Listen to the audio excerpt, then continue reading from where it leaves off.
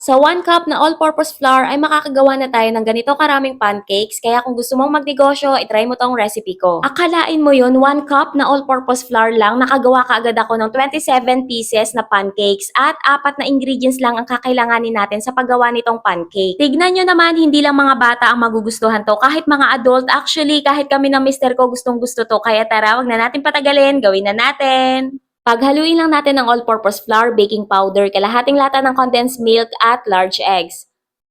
Saka natin ito haluin ng mabuti until wala ng buo-buo at maging smooth katulad nito. At dapat ganito siya kalapot.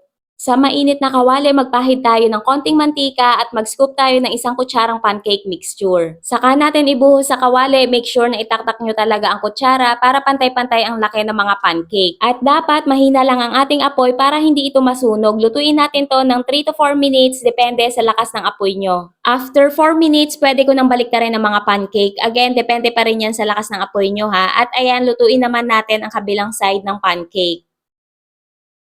After ulit ng 4 minutes, luto na ang mga pancake, kaya pwede na itong hanguin. Ito ay optional lang kasi gusto ko may toppings yung pancakes, kaya gagawa tayo ng chocolate syrup. Paghaluin lang natin ang Milo at hot water. Haluin lang natin ito ng mabuti until maging ganito ang consistency niya at make sure wala na dapat itong buo-buo.